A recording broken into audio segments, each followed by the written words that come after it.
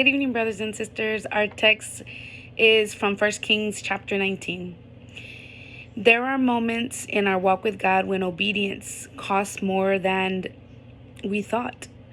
We've prayed, served, given, led, and fought spiritual battles.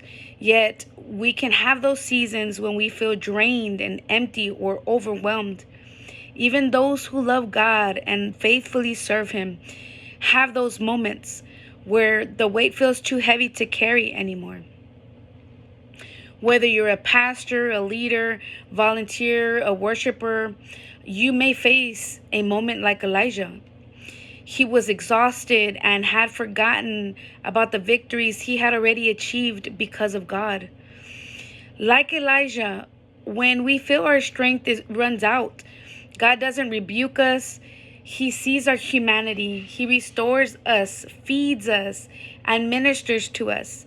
God invites us to journey back to that place where we can hear Him again. Let's take a look at Elijah's journey from the broom tree to the wilderness to the mountain, where God reveals how He restores, renews, and recommissions His servants. At the broom tree is where human strength ends. Elijah collapsed beneath a broom tree, not because he lacked faith, but because he had poured out everything he had. The broom tree symbolizes that breaking point where our strength runs dry and our soul admits it needs so much more. That exhaustion sets in, and this is where honesty and full transparency before God begins. Elijah went from public triumph to a private collapse before the Lord. The adrenaline of obedience had worn off.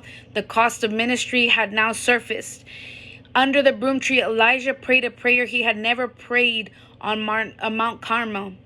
"It is enough," he said. This was that place where the mask fell off, where he could be brutally honest. And God met him there, in that honesty, rather than rejecting him. God's healing, care, and His purpose took place here. This was a moment, a pause. God didn't rebuke Elijah. He fed him, let him rest, and addressed his physical and emotional needs. Rest was the beginning of the restoration process. The broom tree was not a dwelling place, but a temporary pause, a moment of recovery before God moved him forward again. Elijah knew that this was not a dwelling place, but it was a temporary place. He could not stay there. In the wilderness, where God rebuilds the soul, Elijah traveled 40 days and nights. In the strength of that food that God provided, he moved not by willpower, but by God's supernatural provision.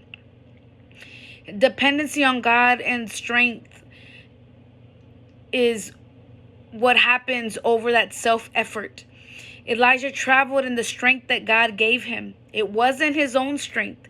Grace had replaced striving, and God's provision carried him further than his own emotions could ever have taken him. This journey had marked a shift and a new beginning, from control to dependency on God, from fear to trust in God. In the stillness with God, healing and recollaboration happens. It takes place. In the wilderness, there are no threats, no crowds, or noise. It was a space where fear lifted, identity was realigned, and perspective was now restored. God took Elijah back to Horeb. This was the mountain of covenant. This reminds us that when we lose clarity, God will bring us back to the truth and the fundamentals of our faith. Elijah's cloak was identity and authority and surrender. When Elijah heard the whisper, he wrapped his face in his cloak. He didn't hide from the dramatic moments, only from the gentle voice of God. Surrendering the weight of the calling and embracing legacy was what Elijah did. Elijah's cloak represented his identity and authority. Covering his face symbolized his surrender. It's as if he was saying, I lay down who I have been so that I can receive what's coming next. That same cloak, that same mantle would later rest on Elisha, reminding us that God's work will continue through generations. Legacy matters more than position, and surrender prepares us for that transition. From speaking to listening, a shift in his walk with God happened. Elijah didn't argue or defend his feelings or what he had been going through. He just listened. The whisper shifted him from declaration to discernment, from action to attentiveness.